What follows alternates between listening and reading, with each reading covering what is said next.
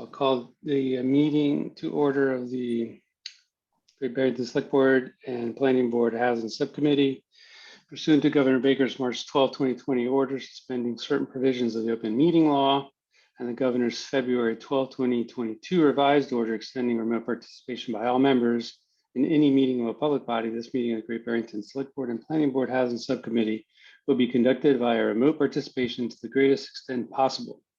Specific information and the general guidelines for remote participation by members of the public and or parties with a right and or requirement to attend this meeting can be found on the town's website at www.townofgb.org. For this meeting, members of the public who wish to listen to the meeting may do so by following the instructions on the agenda. No in-person attendance of members of the public will be permitted, but every effort will be made to ensure that the public can adequately access the proceedings in real time via technological means. So Nan Weil had contacted me earlier in the day to say that she's going to be recording the meeting as well, and we're recording the meeting for posterity as well. So at this point, I'll call the meeting to order. Lee? Sorry, I'll call the roll. Sorry, I call the roll of members of the meeting. Sorry, I already called the meeting to order. So Lee, are you here? Lee? I am here. Okay, Jonathan? I am here. Garfield? Here. Great. And Pedro, I'm Pedro Pachano, I'm here. So we're all here, great. All right, so our second item on the agenda is I think a nice treat for us. We have Josh Irwin has agreed to come and talk to us a little bit about some of the issues and efforts that he's been making to address housing in the region, really. But he's been working really close to Great Barrington because I think he loves Great Barrington and he secretly wishes that he was living here, but that's just my opinion. So Josh is a restaurateur who obviously has a great deal of challenges staffing his business. And I think that was the impetus for him to start on this kind of housing expedition that he's been on. So I invited him to come on just to talk about some of the things he's been doing, some of his thoughts about the current situation, some things that maybe the town can do to help him out. So with that, I'll introduce Josh. Welcome, Josh. Hey, everybody. Some people here I know, some I don't. Those I don't. If I see you on the sidewalk in the upcoming week, I'll say hello and we'll talk for a while. Typically the best way to get to know each other. Just a quick note, this is Jose Amor, who's been my colleague for a long time and a lot of different things and is helping me with this project and interests as well. But I think what the little pitch or spiel that I wanted to give was I own two businesses here, one out in New Marlboro, Cantina 229, and Mooncloud here in Great Barrington on Railroad Street, and now Home Love, which is a small little boutique gift shop on Railroad Street as well. And obviously the economy here has exploded and accelerated at such a fast pace due to the pandemic. And I know there's a lot of resistance to that, but from a business standpoint, it should be welcomed with open arms, having this kind of attention, as long as we can still have our trails and beautiful back porches to enjoy the peace on. But I was actually writing a letter to the Cantina community last night announcing that we will be reopening. And one thing I wrote in there is, please stop drawing on any cars parked on Railroad Street with New York license plates. Please go back to where you came from. Mostly because that might end up being my father's car that's visiting from Hillsdale, not somebody from Brooklyn, like we all think. But we should welcome the fact that there's so many people here and that we have footed ourselves in this awesome community. But as that's going on, there has been so much more interest for more restaurants, more entertainment, more fun, more work-life balance. How do we get to all these places? And as a young entrepreneur, I am very, very, very excited about the potential to continue to grow our food scene, the connecting of the amazing farmers that have been doing such an amazing job for so many years, and ensuring that both the locals and the endless amount of tourists that are now here have access to really great dining experiences and entertainment resources. And So I have started going on this path of what would it look like to continue to grow in my industry. And one thing that we came up against as an obstacle was the housing, which has plagued everybody for sure. And I had no idea how big of an issue it was until I actually closed the restaurant and started listening to people again on the streets in these Zoom meetings, talking to other business owners and alike, and coming to realize that it's not just restaurants that are struggling to hire because of housing, it's everyone. It's VIM, it's CHP, it's the fire department of Great Barrington, it's nonprofits, there's so much to it. And a close friend of mine said, well, we had this discussion 20 years ago and we decided not to do anything about it because it seemed like too big of a project and it was going to take too long to make an impact. But had we started 20 years ago, maybe we wouldn't be here today.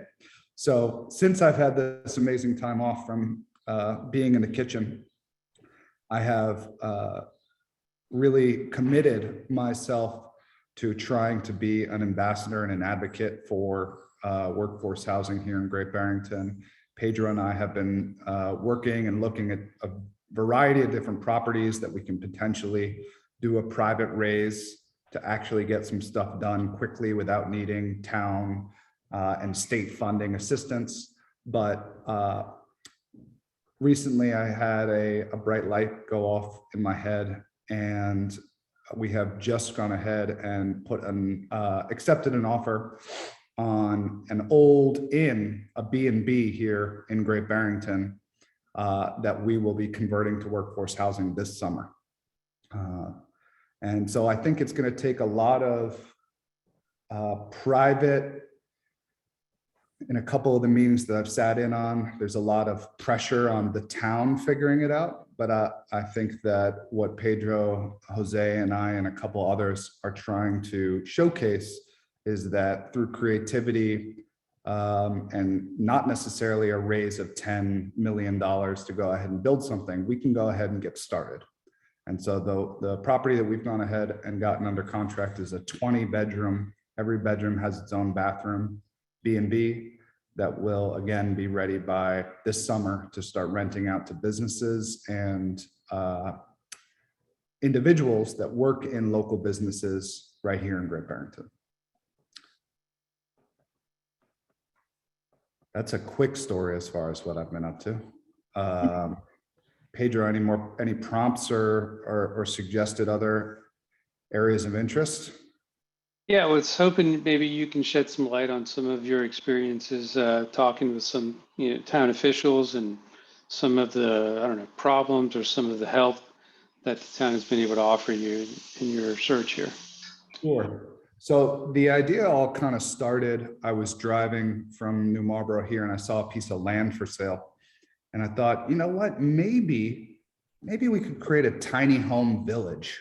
And so I looked up on Zillow how much this land was, and I was like, whoa, it's only 100 grand. Like, that's super cheap. Like, we could just pop tiny homes all over this thing. And that's when I learned what the word zoning means, because I got to link up with Pedro and immediately found out that you can't just own a piece of land and start dropping tiny homes all over it, even though I thought it was a pretty cool idea.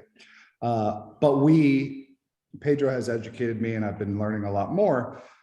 We've been looking at a number of different properties that would potentially allow for some form of zoning, but we're certainly being pigeonholed and trying to find the path of least resistance due to a lot of the zoning, bylaws that are around town.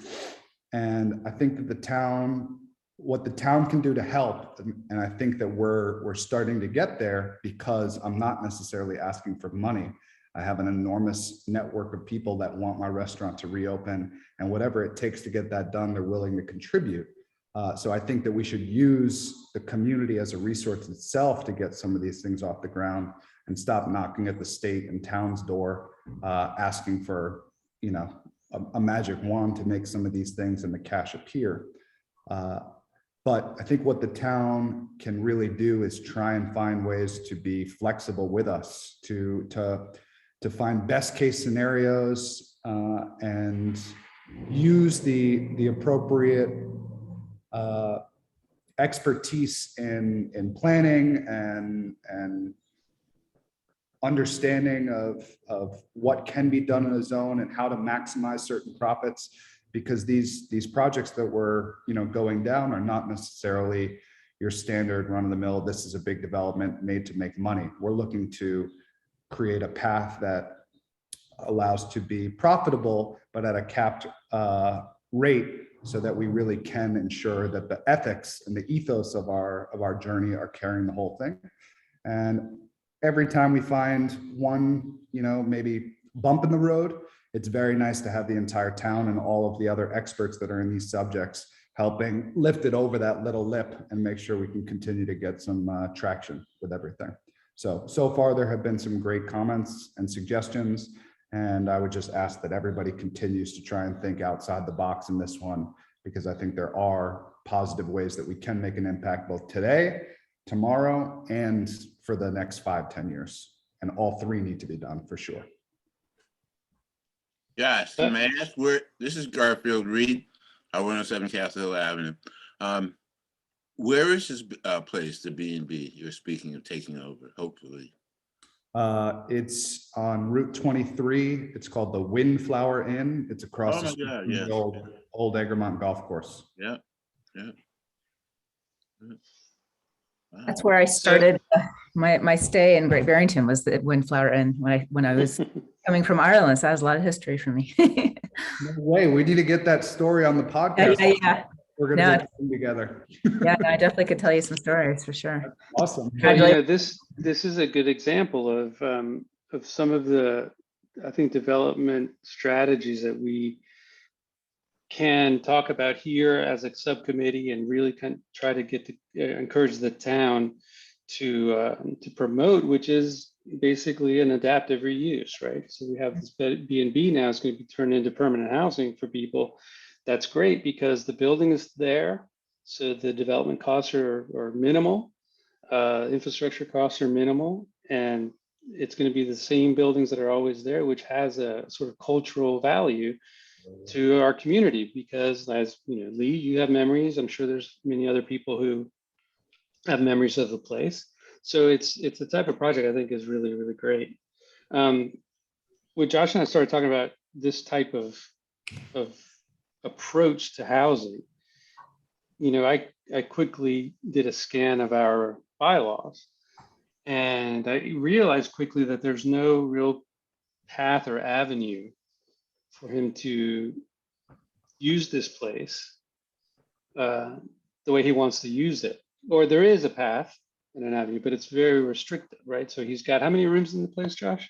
20. So he's got that many rooms, but by law, he could only house 11 people in there.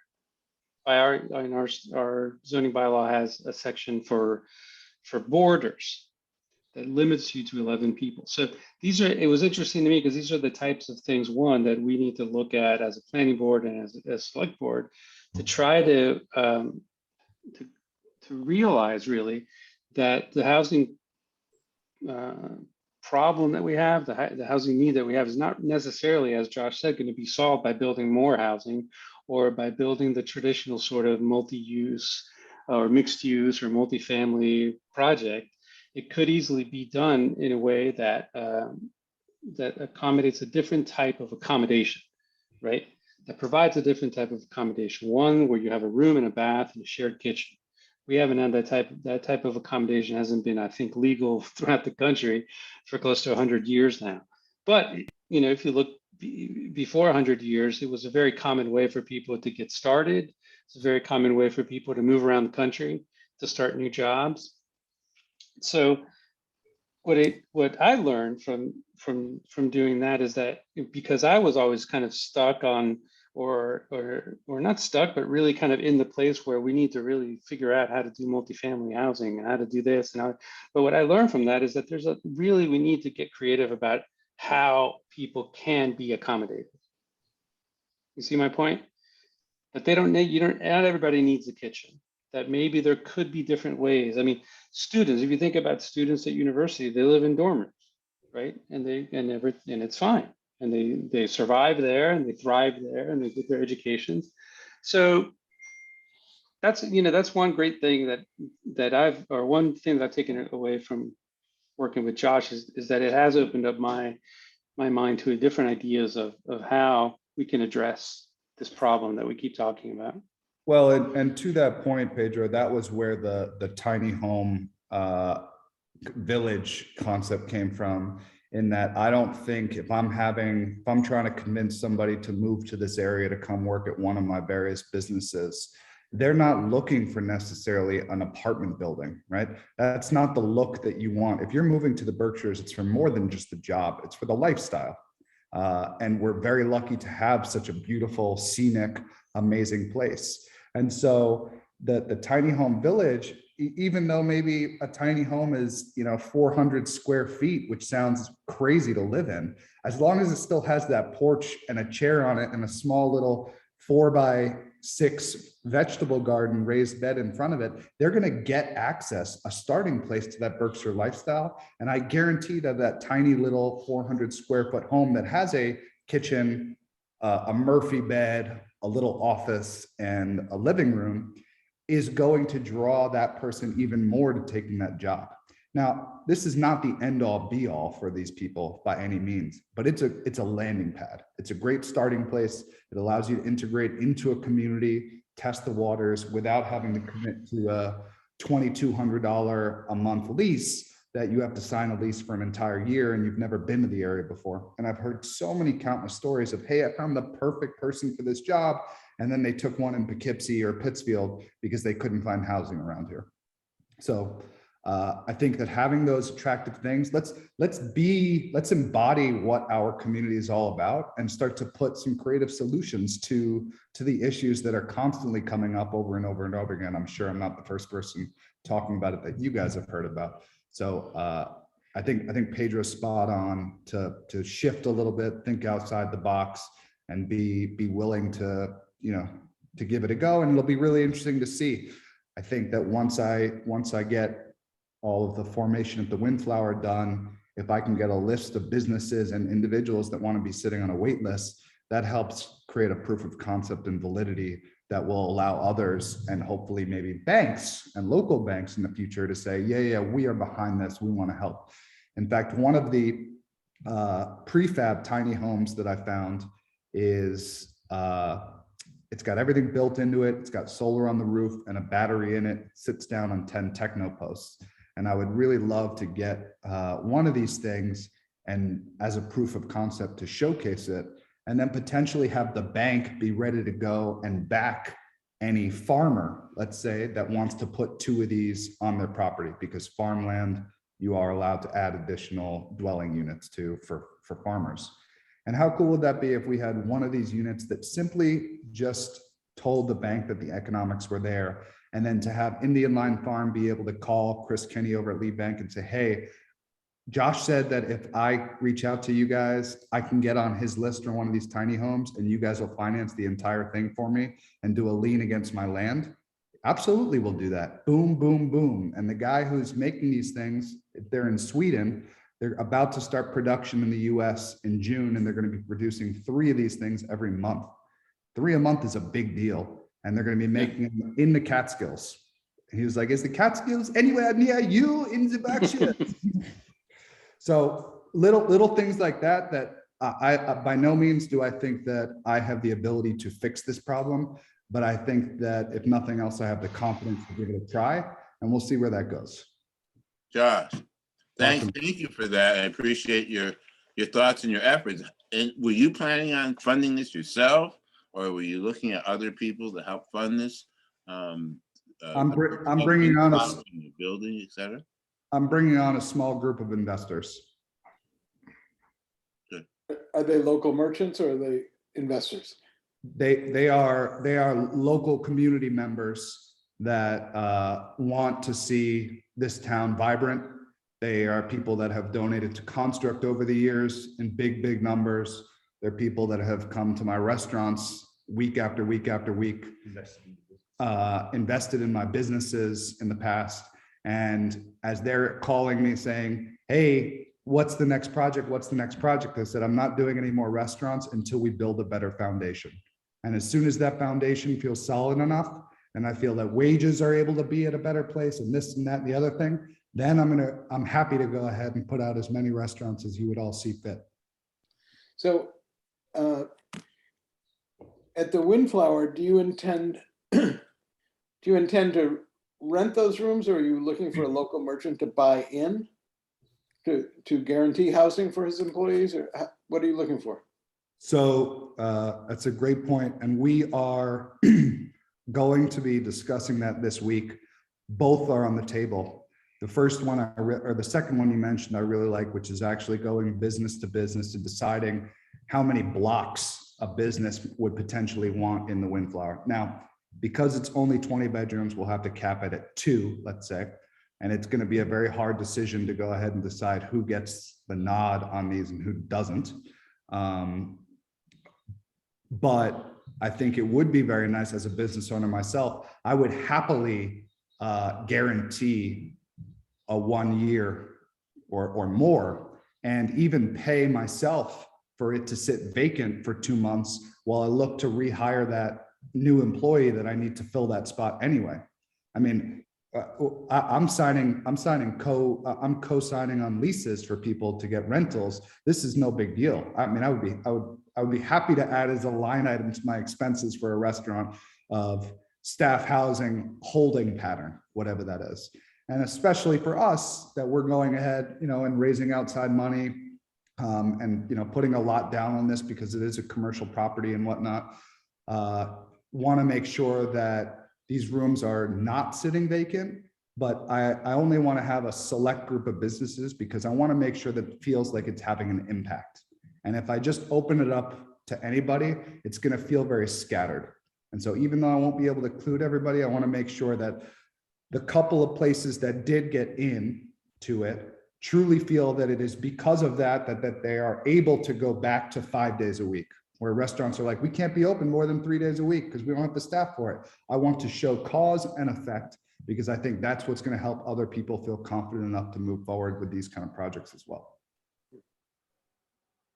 Lee. Question. Yeah. So this is really, really exciting, Josh. I mean, I think this is exactly what, I've been hoping for, and kudos to Pedro for, getting this initiated with the other group that's involved. So a couple questions. So you'd mentioned, that you would be kind of co-signing possibly, or I guess businesses would, let's say, reserve 2 rooms and they would be co-signers and they would vet the people that come in to live, I'm assuming. And so they would kind of hold the 2 rooms. They would ensure that these people can meet the payment for the space. They would serve as co-signers. So if something happened, they would still have the space and it would be kind of regenerating that way. Is that how? Yeah, in fact, I sat in on a couple of meetings recently with Chris Rembold and a group talking about if we can get empty nester stock, and find a way to make that available for workforce housing people. And the discussion that we had with a number of the business owners there was, we'll do the vetting. Like we will do the background checks. If we're hiring a person, we're committing to them. Right. And so it adds a certain level, an additional level of protection for us. But also, if you have 20 people living on the same property, there has to be a bit of, connectiveness. There does have to be, I don't want to go as far as saying an application, but there certainly should. And one thing that I would like to do is immediately name one person or 2 people the board of admissions, and it should be self-run to a certain extent. If a restaurant wants to put somebody in there or a small business, they should have to sit down with the 2 board members that actually live there to ensure that, hey, what's it like living here? Well, it's quiet past 10 o'clock. Like, we ask that nobody make noise past 10.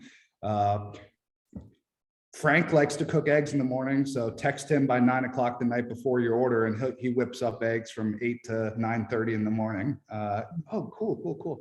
So I definitely think I'm piggybacking off of that concept a little bit. I know that business owners these days are willing to contribute and be a part of whatever the solution is. And this felt like a win-win-win. And that's all I'm trying to do these days, is create win-win-wins. Yeah, I mean, definitely through my experience working with Constructs, who I'm employed with right now, we work in congregate housing. And so we have, whenever we bring another person into the mix, there's always a shift of personalities. And so I'm just kind of wondering, how that will play out in terms of that process. We do culture, and Yeah. in some ways, people that work in restaurants spend more time together than roommates. Yeah.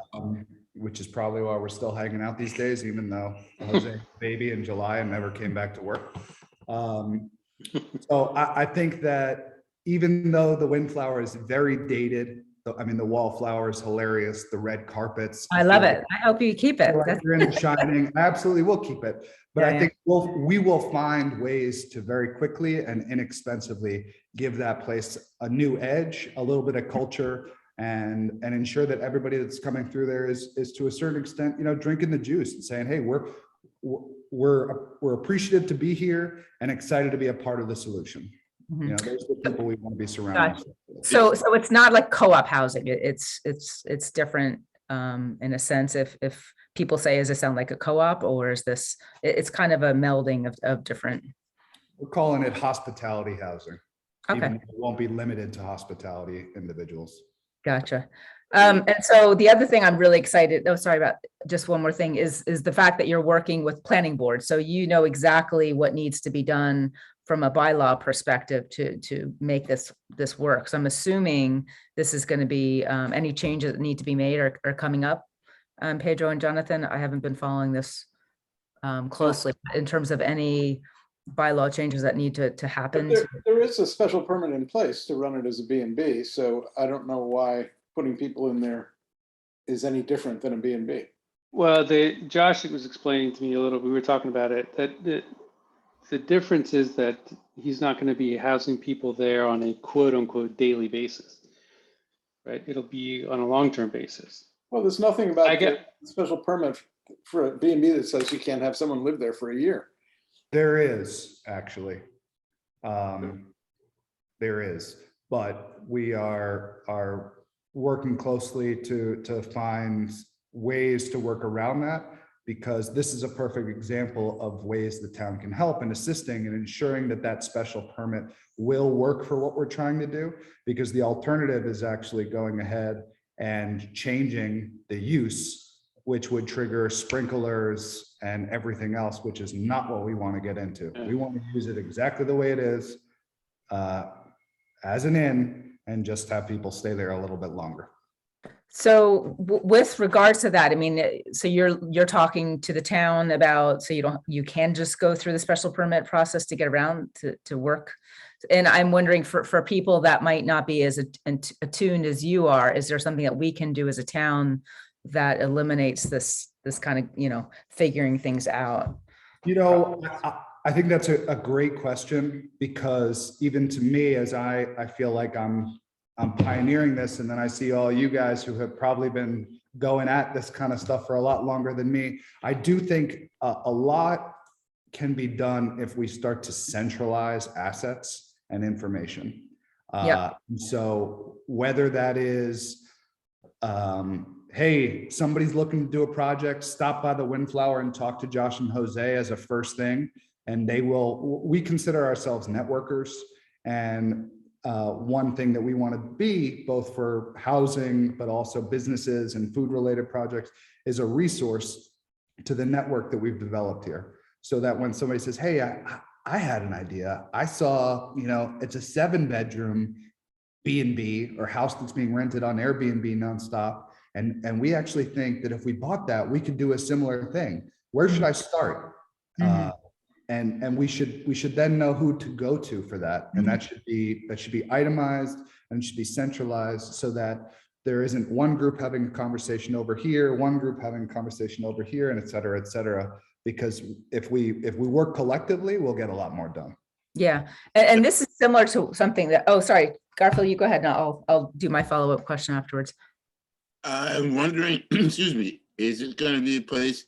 It sounds like people may stay there a month, maybe, and a working assignment. Will have transients, which people kind of get a little freaky about. And I was just wondering about cost. I haven't heard anything about. I know we're talking workforce, but workforce people, affordable, kind of the same, have to be able to afford to live in your place, if you will, or any place to eat, to work. So it will be hopefully something that people can afford to live there so they can work here. Yeah. Not So just $1,200, I hope, because that would probably make it very difficult. how much? 1,200. Some rooms may end up being 1,200, but I'll tell you what, there's no rooms available for $1,200 around Great Barrington or anywhere close to here. And so we're doing analysis now, talking to businesses to find out what are people actually making? Because if we're going to go ahead and put discounted housing up available, we need to know what exactly people are making and what's the median income that we're trying to satisfy. Just because you work in a restaurant doesn't mean that you can't make $60,000, $70,000 a year, which means that you can afford $1,200 a month. So we're trying to do a range between $800 and $1,200 because there's a spectrum. There are line cooks and dishwashers, which I still think should be making very good money. And then there are also chefs, but everybody, chefs with families even. And another interesting component to this property is there's a 3-bedroom and a 4-bedroom home on it that are separate from the actual inn. And so, for instance, that 3-bedroom home may actually be rented to a couple with 2 children, that the wife is looking to get into an industry here. The husband is looking to get a job here. The kids want to go to the local high school here. We need to find a place for them as well. So we'd like to have a spectrum. This is definitely a starting point, and it comes down to economics, at the end of the day. But after Pedro and I just went through trying to figure out how to build, there is no way without an exorbitant amount of charity to get the numbers from building to link up with $800 a month. It's just not possible. Now, I'm also an advocate for employee rights. And I think that even people working in restaurants should be working 40-hour work weeks and be making enough money to be able to work 40-hour work weeks. And they should be getting health benefits, and they should be getting paid vacation and sick days. And if that actually starts happening, then $1,200 is totally fine. But if we're going to have, Pedro, what do we say? We're going to be building at $300 to $400 a square foot. This is baseline stuff. We're not talking about high glamour. We're talking about row houses that are sandwiching just to save money on having a shared wall in between the two. We're, as much as possible, we're trying to bring these costs down, but it's going to end up having a certain amount of charity that goes into it. There's no question about that. Yeah. And I guess that was one of my questions. So, if it turns out that a restaurant can't proceed with the hours that they'd like to because they can't find a dishwasher that's making just above minimum wage, then you might get into a point that, some of the businesses might subsidize a room. If you're renting it for $800 or $1,200 and this person is only making $600, Right. I would hope that would be something, because I would hate to kind of miss, the lower tier workers just because, this is based on the chefs and the higher paid staff. So I really hope that would be part of this process of figuring out how, as you said, a whole spectrum of hospitality workers can be included. If I may, go ahead, Lee. Oh, no, I was just saying, because I know that, some of the research I've done is we're losing a lot of especially the minimum wage workers, because, they can't afford to live here. And if you expect them to drive an hour and a half to work a minimum wage job, it's not going to happen. So, we really have to pay attention to that group. And so I'm grateful that you're mindful of that tier, because that's just as important as anything. It's not out of the question that towns will provide a subsidy. So there's programs in Colorado, for example, where empty houses and people who own the empty houses, they partner up with the town through a program where the house is rented to a business or a business owner. That business owner takes responsibility for the lease. Right. And in reward, the owner of that building, they keep the price of the lease low and the whole thing. And as a reward, the town also provides a stipend to sort of offset costs that have to do with maintenance and any kind of income loss that they may encounter. So there could be programs that we can explore that maybe get administered through the trust that partners up with businesses to provide such assistance. Yeah. I Question. would say Oh, that sorry. I just think that, I mean, it's a wonderful idea and I hope we can do something with it. The $1,200 amount scares me. I own a home, my mortgage was never that high. And I know if we're talking workforce and affordable housing in the same sentence, if you will, or you can even cross affordable housing off it, the rent's gonna have to be so people, because that's pretty much the other biggest bugaboo besides not having anywhere. Everything is also too expensive when you can find somewhere. So we're kind of catch-22. It's a balancing act for sure. But at the same time, back to my, stick building component, it's just going to be a matter of figuring it out. Do I think we're going to be able to offer any of these rooms for $600? No, I don't. But unless I can find somebody that says, I'll buy the entire property as a donation to you, then maybe I can start to have a couple. But if the numbers don't work, the numbers don't work. We will continue to be creative, and Jose and I are going ahead and putting a lot of other projects off to the side to just be here in this room and try and continue to be working through this, to test things, to talk with people, to visit sites, to visit homes, to visit potential, other things down the road, to really dig deep and turn over as many stones as possible. And I completely agree with you. We need to, but we have to understand that we are in a different time. And I agree with you that mortgages should, we're rarely ever that high. How could renting a house in the Berkshires ever be that high? But prices are going up on absolutely everything. Wages need to go with that. And sometimes there's a hard, base for what, and anything less than 800, I don't really consider workforce. I consider that affordable housing. I would. That's okay. So I had a question, and this is historical. Maybe Jonathan or Pedro could answer this. So what is the deal with boarding, and why, why does zoning kind of discourage the boarding house? And I'm just curious where that comes from, and why that's in place right now. That's been untouched for the 25 years I've been on the planning board.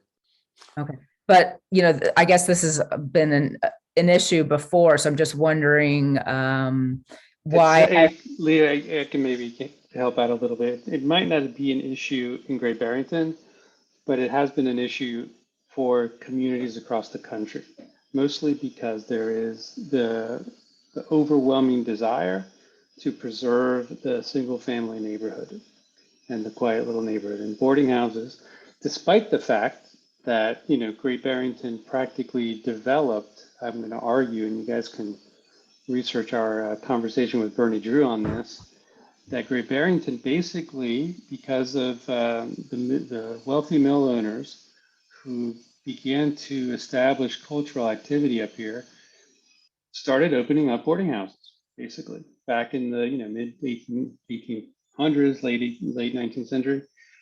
And despite the fact that there were tons of boarding houses all over the place, I think that there's the building next door to me where Mike Parsons has his office, I think was a boarding house for a while, and built to be a boarding house, despite the fact that because of the 20th century overwhelming support, both governmental and from the business community and from obviously homeowners of the single family neighborhood, that type of housing has been discouraged. Multifamily housing has been discouraged, all of it.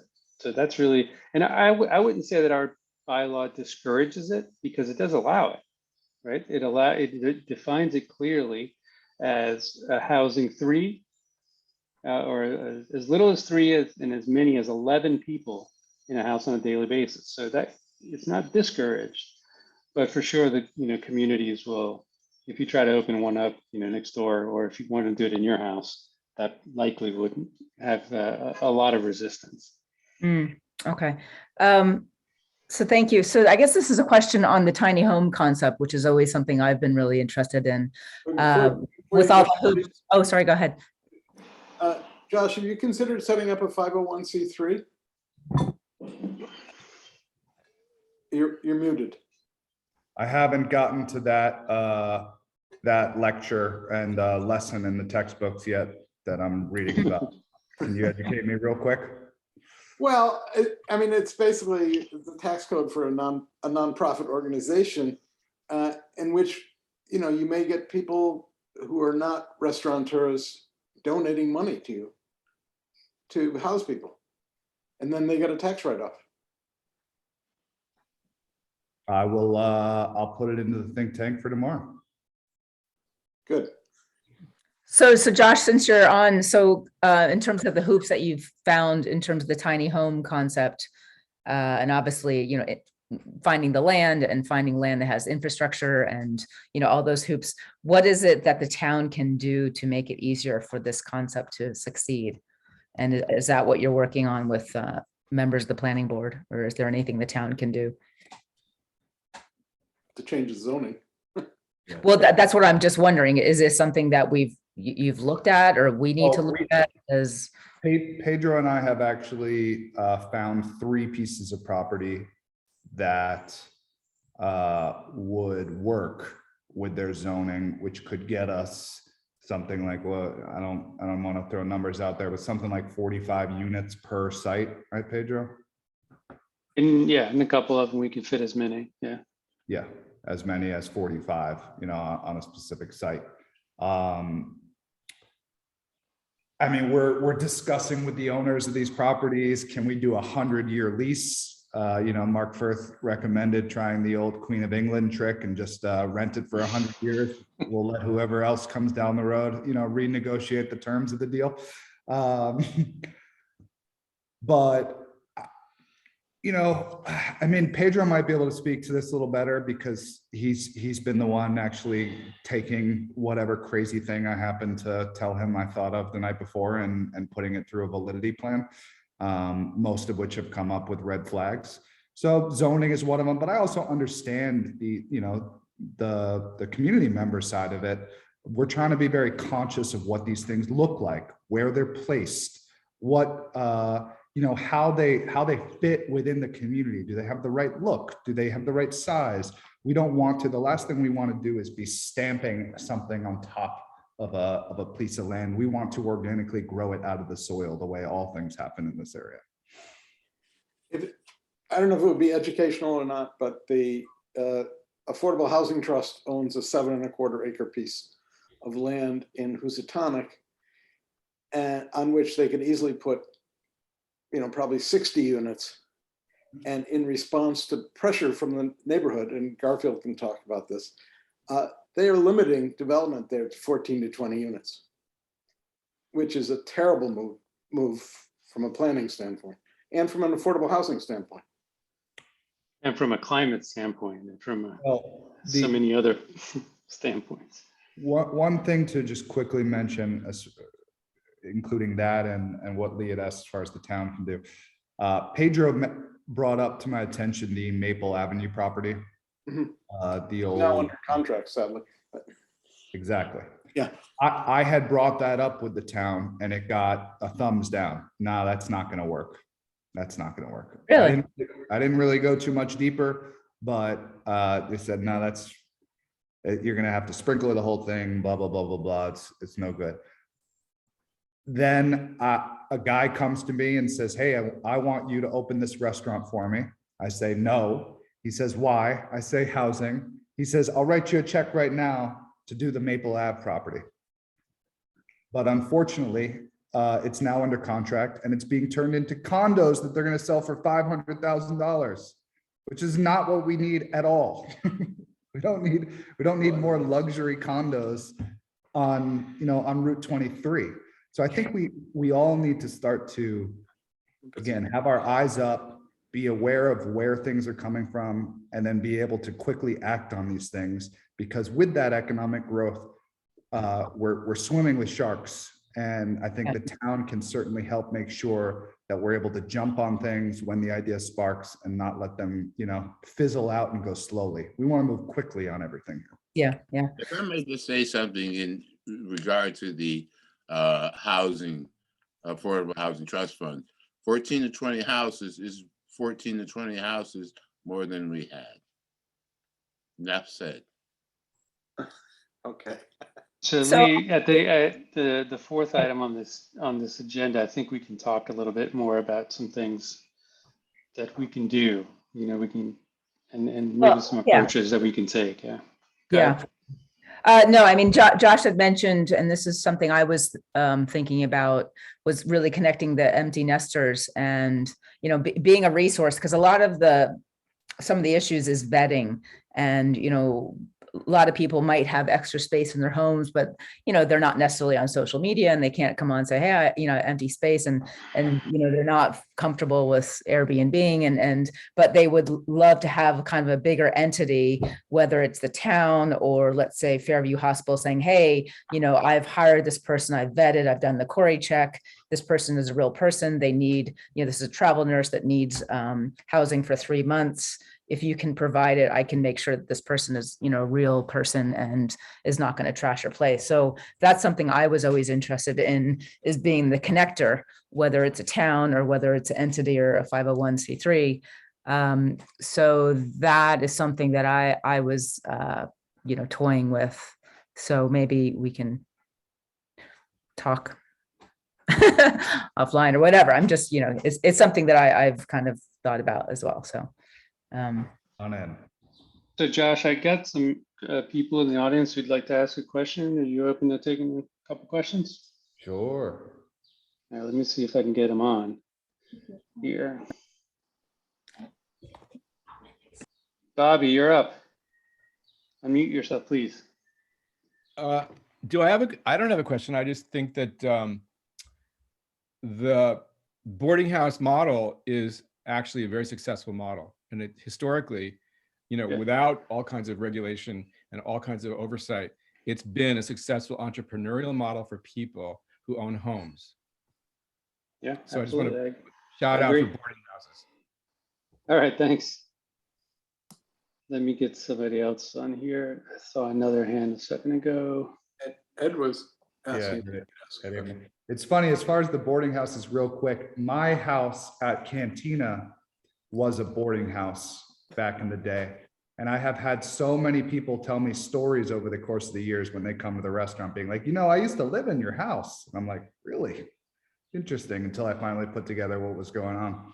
But everybody just kind of like had a room, you know, and everyone was together. They cleaned together and farmed together and allegedly buried a couple of dogs under where the cantina is right now together.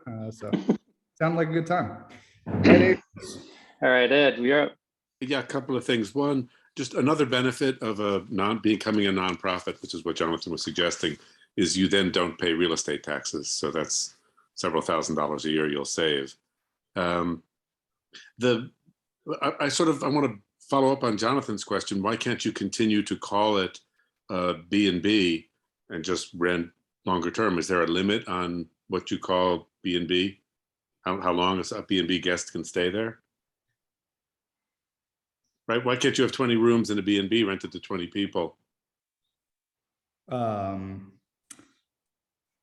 believe it is 30 days is the most that you are supposed to agree upon. Okay.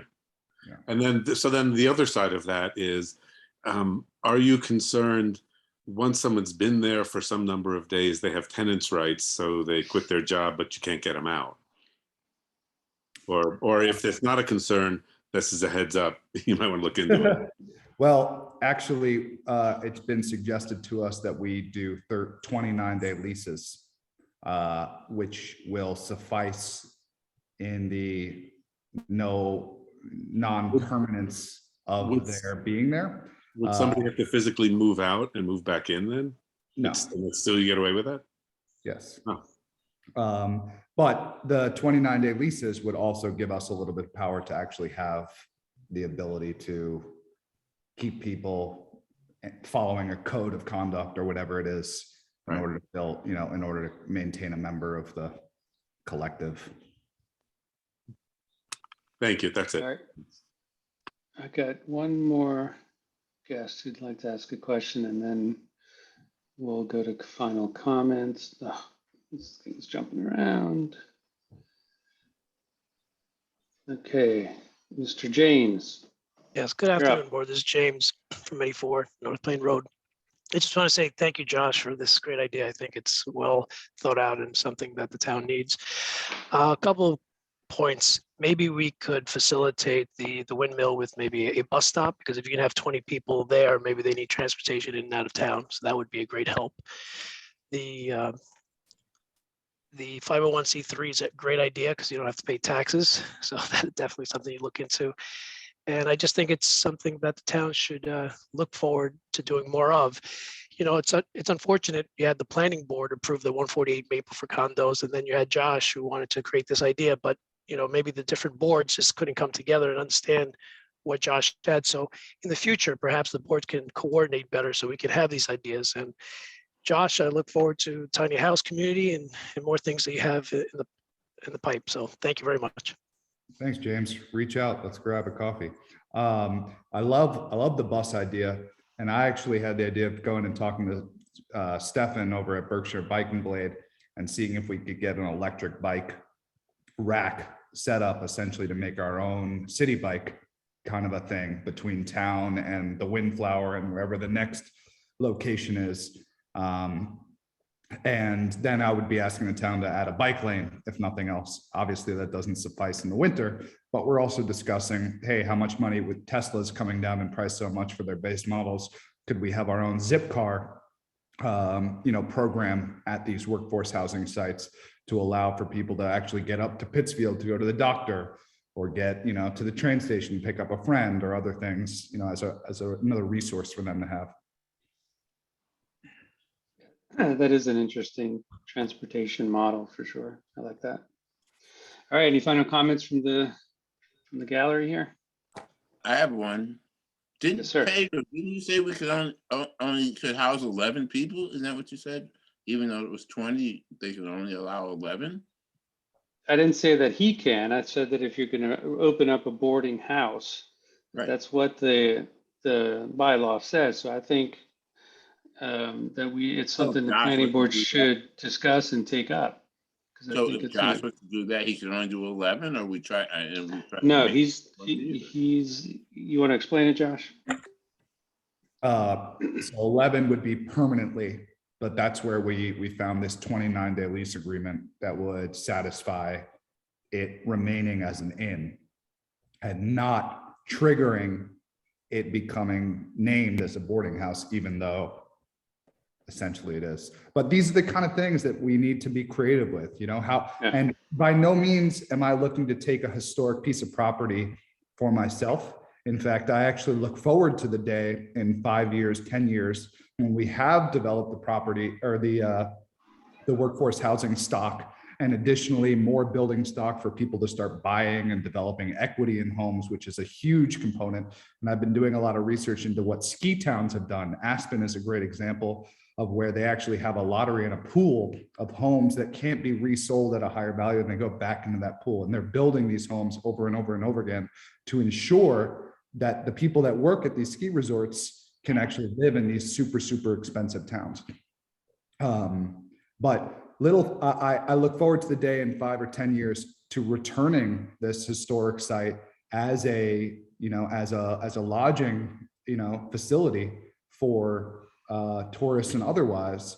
And what a great story it will be that a restaurateur took over this property during the pandemic because they saw an opportunity, used it as a short-term solution to a big-term problem, and now is able to breathe a new light into it, as a third coming of hospitality housing.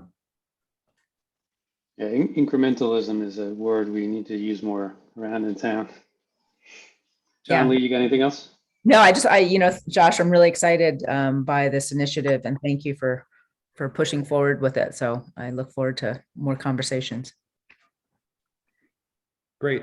I put my email in the thread to everybody, so please feel free to reach out if you have questions, thoughts. I'm trying to accumulate as much momentum on this, support and expertise, because I myself am no expert in this subject yet, but I am willing to learn and do the work. So whether it's coffee in the morning, lunch in the afternoon, or cocktails at Mooncloud, I'm game to hang.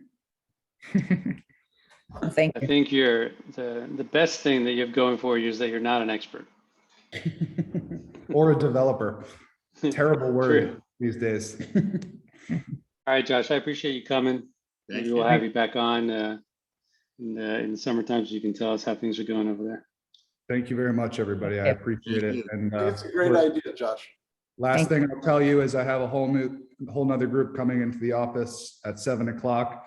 We're going to be setting up a full audio and video podcast that we're going to be starting in the upcoming weeks, which will be discussing industry related issues with a spotlight on local cases of these issues that actually impact our entire country and world. And housing is certainly one of them, right? Housing, everyone's having a housing crisis, but we'll be discussing these things with local people with a spotlight.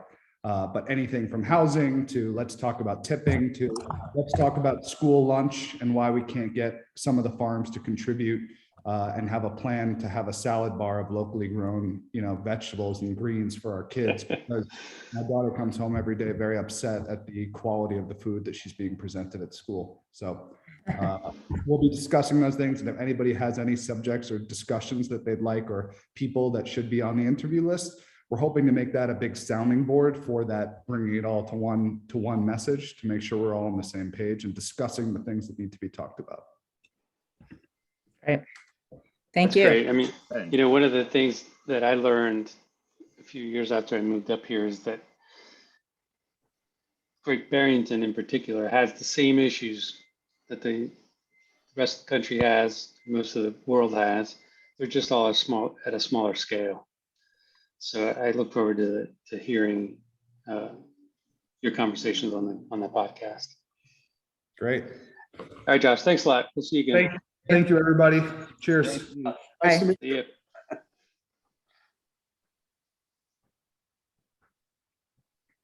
All right, good. I hope you guys got something out of that. I think that was really Yeah. interesting.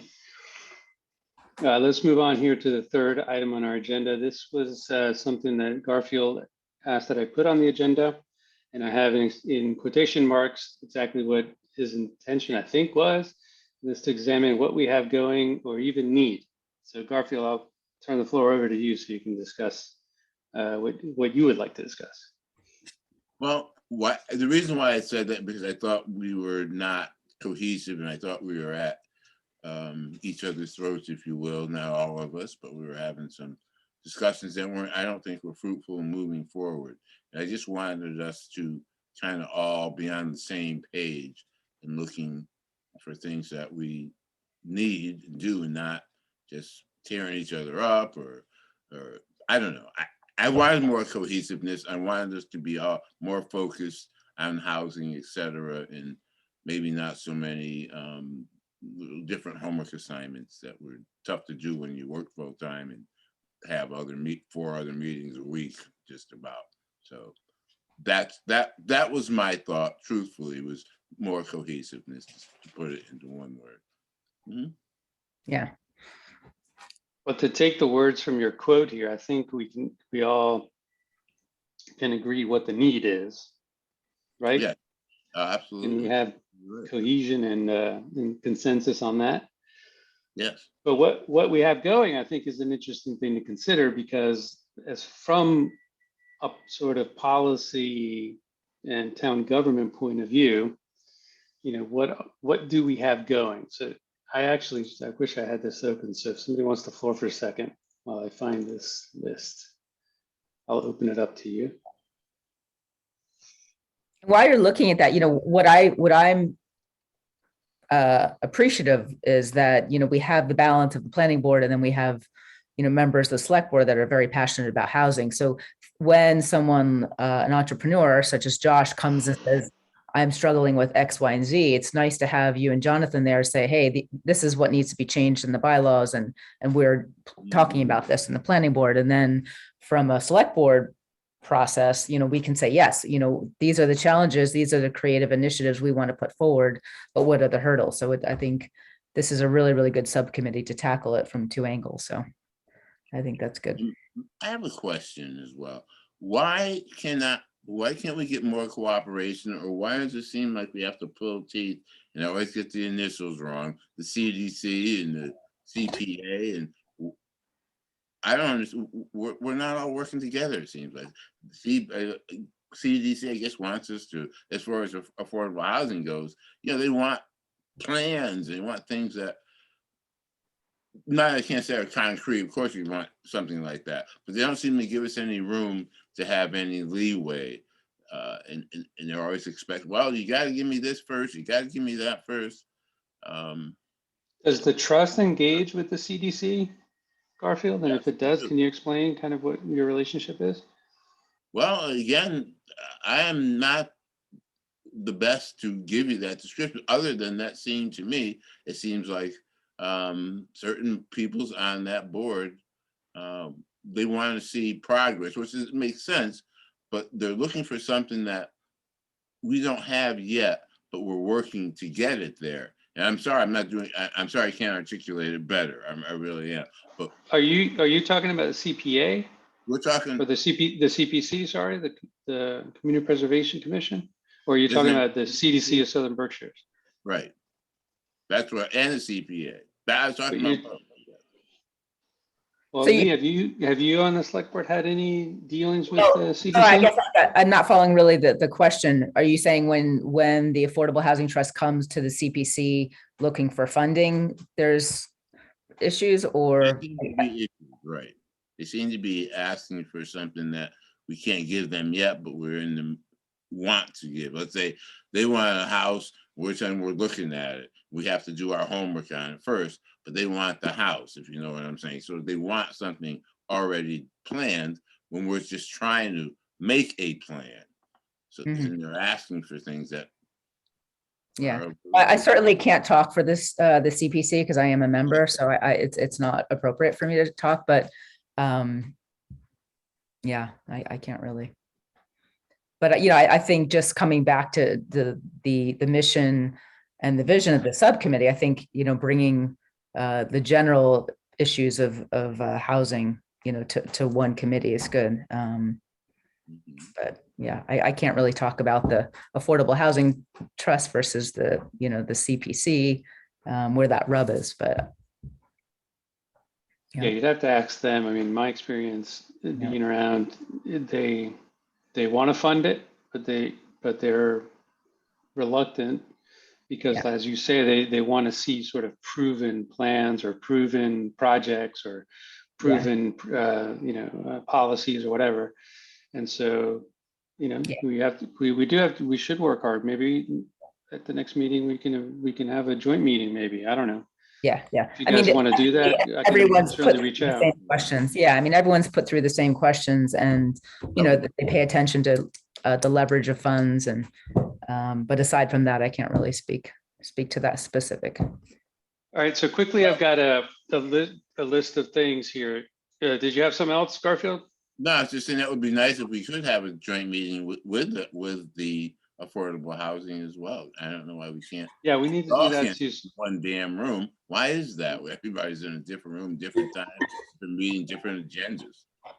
Yeah, you're right. I'll admit I've been reluctant just because I've been wanting to focus this committee on the work of producing the type of housing that's doesn't qualify for affordable. Because I think we need to, that needs as much focus as we heard from Josh today. That needs as much focus as affordable housing, and for different reasons, really. Anyway, if there's nothing else, I got a list of things here that is going on presently in the town, or at least that is kind of in the conversation. So the 40 Grove Street, you can talk to that, right, Garfield? It's been turned over to the trust to be renovated into a single family home. Can you share that? Is that something you can share, Pedro? Or oh my God, I'm so unprepared to share that. I know Ed had a document that he shared with the select board. Is this the same document, or? Yeah, I think it is. Yeah, because Courtney Grove is actually owned by the Habitat. Yeah. And they have been getting in touch with people in the community, making sure everything's right. They're getting out ready to find people to help do the work at the house. So they have it right now. And people. But is seem to this something like that it. went through the trust? Yes.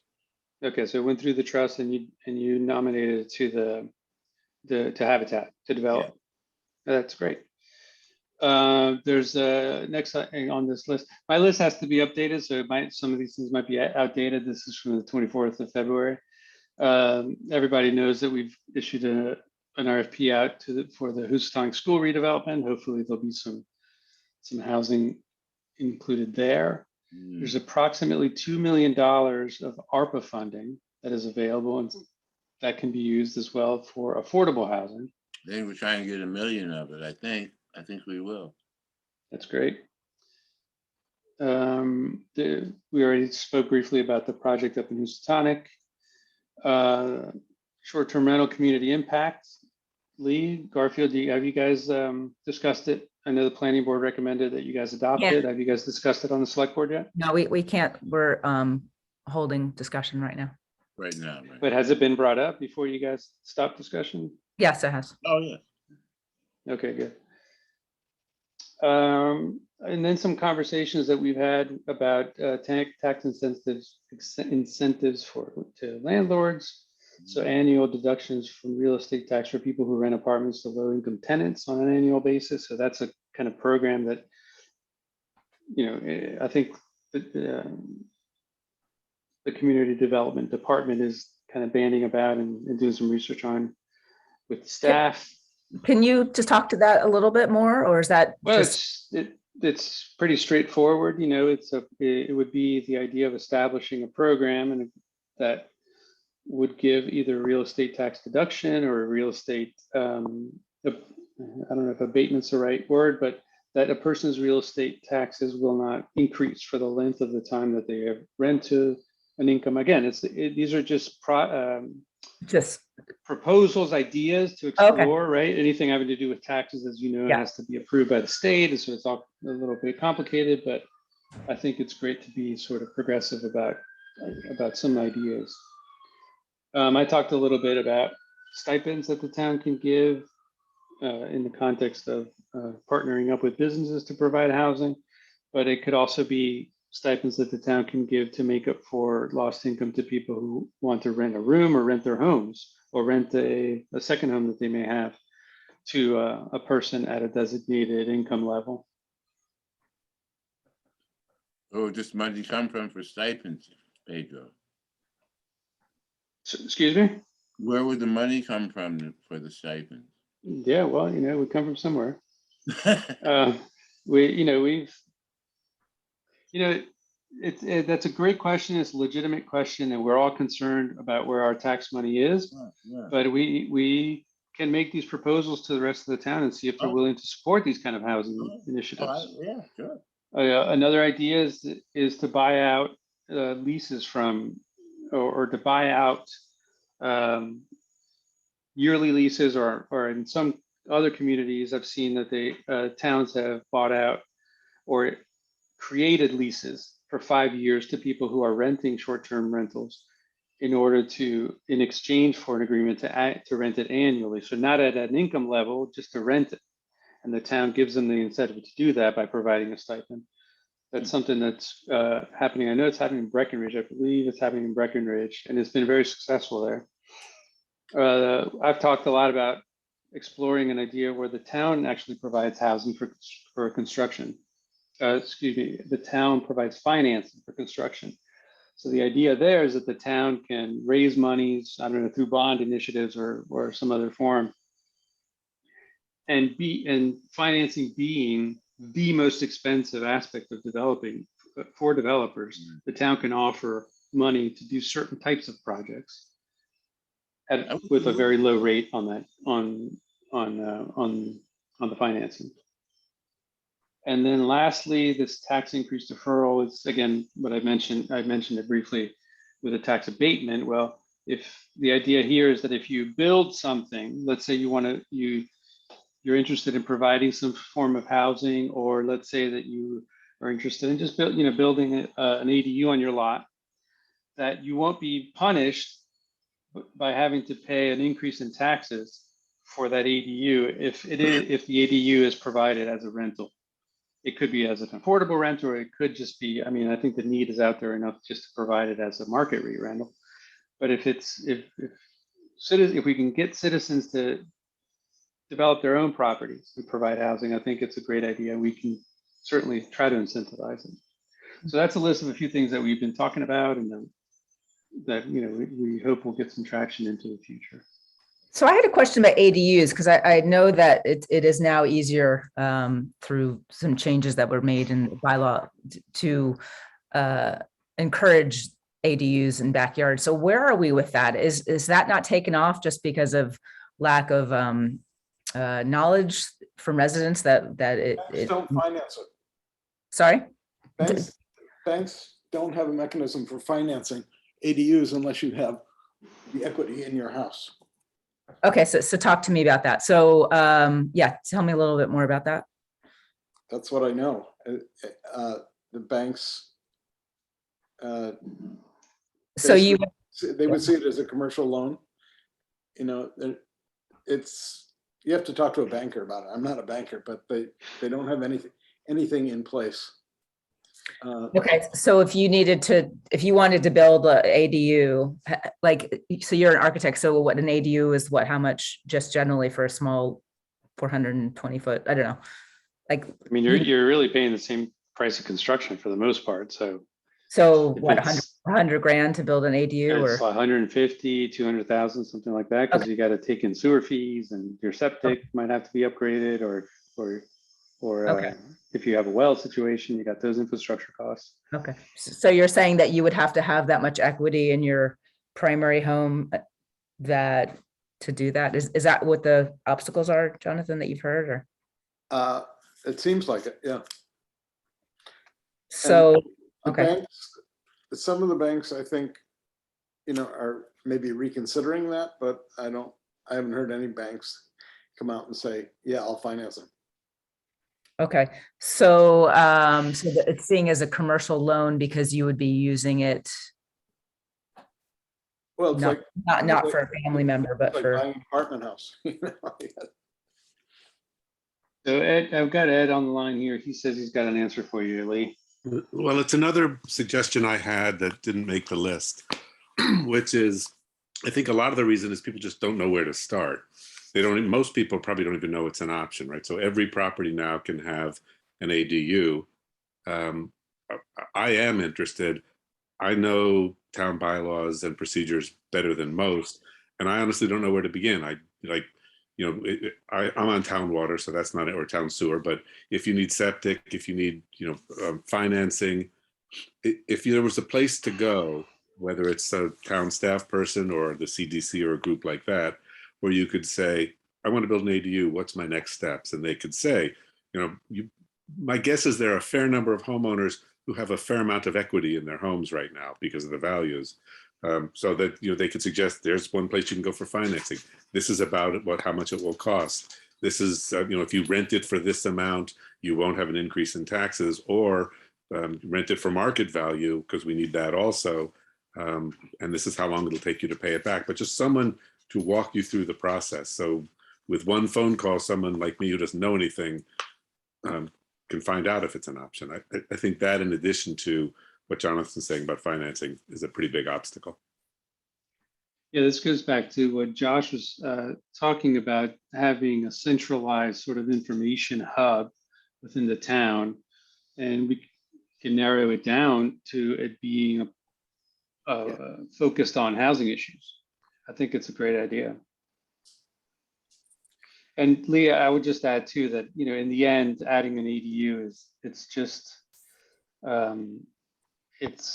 it's expensive. I mean, it's just another form of construction. It involves moving a lot of earth and bringing in lots of materials and the whole thing. So it's not as easy as it might seem. Oh yeah, to do. So I think that's part of. Well, it was just one last thing. Yeah. We have, and Jonathan can back me up here. We have, though, in the last, I'd say 2 years, seen at least 4 applications for ADUs that I can think of. So that's a good sign, because before we reformed our ADU laws, we had one in what, 15 years or something like that, John? Yeah, not many, for sure.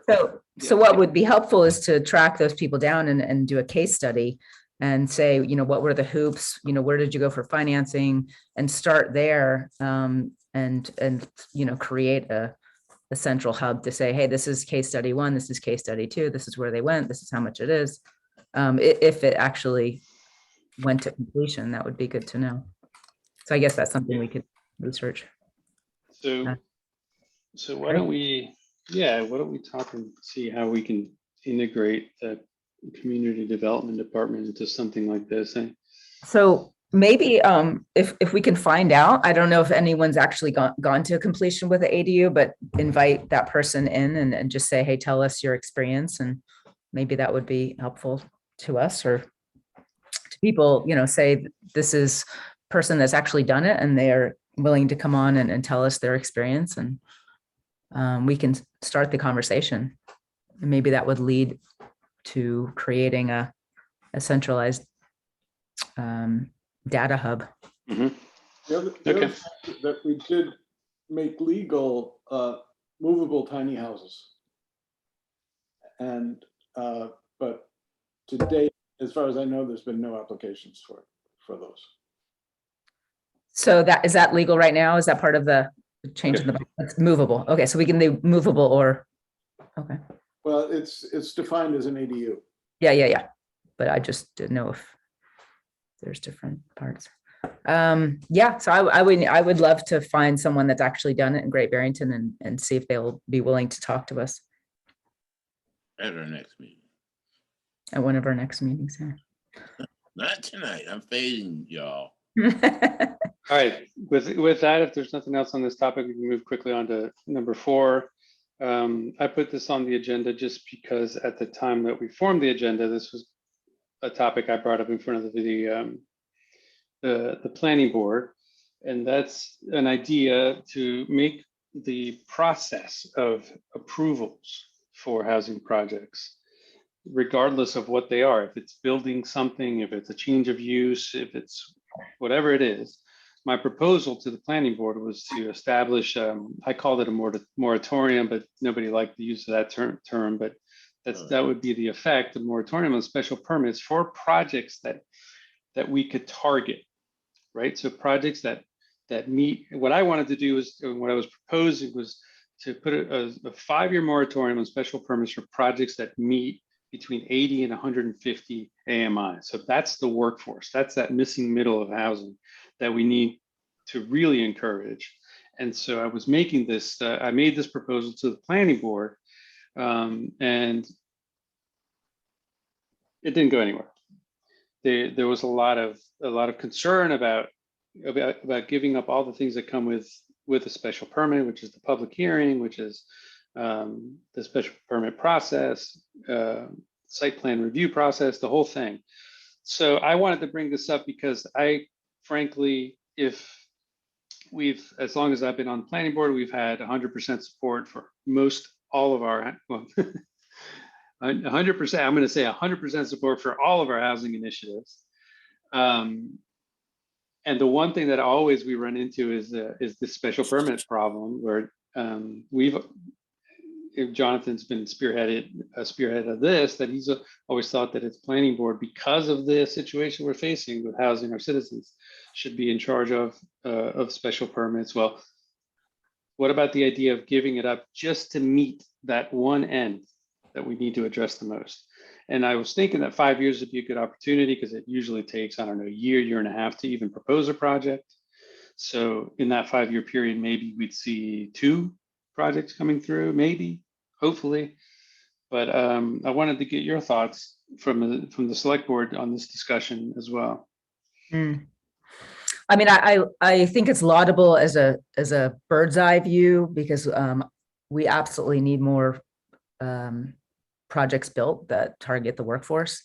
But I'm also mindful that not every project is equal. So you might think it looks great, and the neighbor that's going to be impacted might think it's horrible. So I think that, we still owe it to the people that are most impacted to have a to be part of a special permit hearing, and have their voices heard. So I think in one, it's a difficult balance, and I can hear what you're saying, because we absolutely have a housing crisis.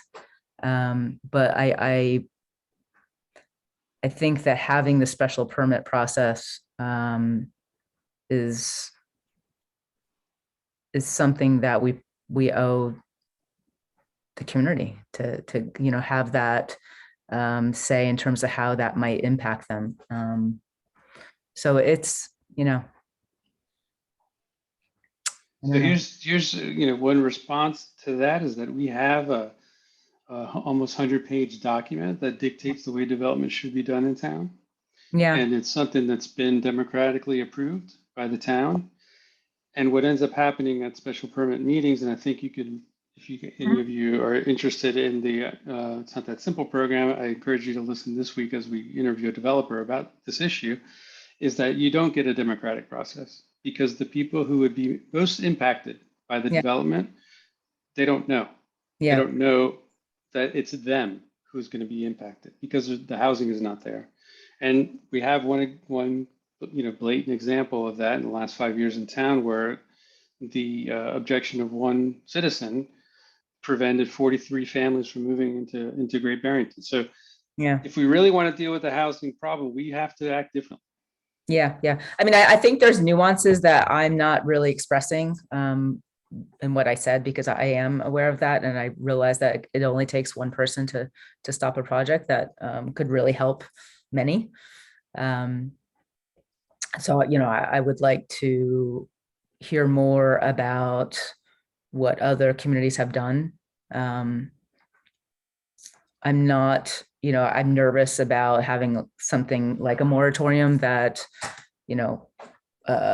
holds a special permit process and just allows projects to go through without really having that, that process. So, I'm curious if there is a middle ground or if there's anything that you've heard that doesn't quite go to that extent, but maybe opens up the ability to build more housing that is needed. But also, I would say that it's really not, in my experience, it's not really the special permit process that's the problem. It's that it enables people to appeal. Yeah. Well, you should tune into the program because within it, you'll find that in order to do a project that actually got done in town and that provided just 13 units of housing, the developers had to develop a 600-page document to get approvals through the town to do it. And this project didn't involve the construction of anything new. It involved the renovation of something that was already there. So the process is a problem. There's no question about it. And not to say that your point is not well taken, because that is a big part of the problem too, in my opinion. I'm not saying that this is a moratorium on on any other type of development. I'm talking about workforce housing. Yeah.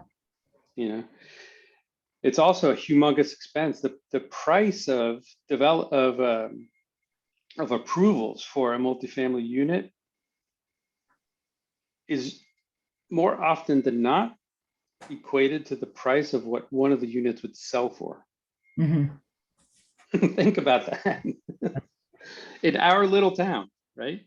Yeah. So, all right. So Garfield, I think, I'd be curious to see if there is kind of a middle ground that that doesn't tip all the way. And I don't know, in all your research, have you come across something that? I think we already have a middle ground. That's what we call site plan review. Yeah. But in terms of the appeal process and yeah. Okay. Well, I Yeah, I'm not convinced that if a developer saved $30,000 in special permit costs. Well, that's not what it costs. That's the thing. Well, whatever it costs. If they were to save that would be passed on to the buyers. It's not, because the market drives that. And so. No, that's not what I'm saying. But what I'm saying is that the amount of money that they spend is equal to that sum, to the sum that they'll sell a unit for. or close to it. I'm not saying that anything is passed on. I'm saying that it's a great amount that it takes. Just think No, about the first meeting where they come to a planning board, they're engaging a lawyer, civil engineer, No, I'm not arguing. structural that. engineer, architect. All all those I'm guys get paid. All I'm saying is that if their costs go down, it doesn't mean that their price is going to go down, because No. the market is going to drive that, and they're going to try to get as much money as they possibly can in the market. But that's not what I'm saying. What I'm saying is that what I'm trying to say, the point I'm trying to make with this is that it could be an impediment, that amount of work, effort, time, money that it costs a developer to get an approval process. It is for It sure. could be an impediment to even having things proposed. I mean, what have, yeah. go ahead. No, I'm just curious about, the 40B process that, developers can use to override the local zoning laws to build affordable housing. Is there anything that is similar to that for workforce housing that, I don't know, is there any kind of legislation out there or anything It's that? essentially what I propose is essentially that. That's why I'm wondering if there is something that we can grasp onto, saying that this is moving through the state right now, or, a piece of legislation that is talking about this. So I'm always looking for something that is Is there compared. any reason why we can't just invent it? We have to be creative. Well, I'm sure there's this conversation happening in other places. So I would like to know, without starting from scratch, if this is something that's been discussed and has started, that we can kind of latch onto and say, well, this is interesting. So I would hope that it would be inspirational for other towns to look upon us for that kind of inspiration. I think it's creative, and I think it's worth discussing. All right. I know Garfield's getting tired. I think we're all. Yeah, I'm ready to wrap it up. Man. This is All nice. right, so let me open the floor up to the citizens. If there's anybody out there who'd like to say a few words to us about any issues that they have or anything that we've talked about, please raise your hand and I'll bring you on board. I actually had one clarifying question, and I can wait till people speak. Why don't you go ahead and we'll give the. Yeah. I just had a question about the new lot on 183 Division Street. So, I only saw what Eileen had written. So it's being used for short-term rentals or not, or what was, can I just get the kind of short end of what that was for, or the rear lot? Sorry? It depends to whom you speak. There was the applicant, and then there was the abutter. And the abutters were complaining about that it was used all the time as short-term rentals, and the owner was saying that's not true, that they did use it occasionally for short-term rentals, but basically it was their house, and the house they wanted to build was for one of it's a two-family situation. So one of the families wanted to build in the back, and Malcolm just assumed that it was going to be short-term rentals, and he voted against it. Okay. I don't want to go too much into this because it deals with short-term rentals, but is that recorded, or is there somewhere I can find that? It's Yeah, it's recorded. Okay, so it's okay. Thank you. All right, I got nobody's hands up. Oh, no, I do. Eileen would like to join. Hold on one second. Eileen, welcome aboard. Oh, she's muted. Okay, can you hear me? Yeah. Yes, ma'am. Hooray. I checked with Kim Shaw lately, she's the planning board secretary, and I think she's terrific. And she did not hear the owner say that he would use it at times for short-term rentals. So I sent out a clarification/correction earlier. All right, thanks, Eileen. Thank you. So I got nobody else on here. Thank you, everybody, for joining us. Eileen makes my dog bark. Without objection, I will adjourn at 7:30 on the money. Okay. Thank you. Thanks for Great, doing thanks. What's our next See you meeting? guys. What's our next meeting? When's our next- Sure. meeting. Should we just, I guess we'll just figure that out. We've already adjourned. Yeah, I'll send out an email. Okay. Okay, all right. All right.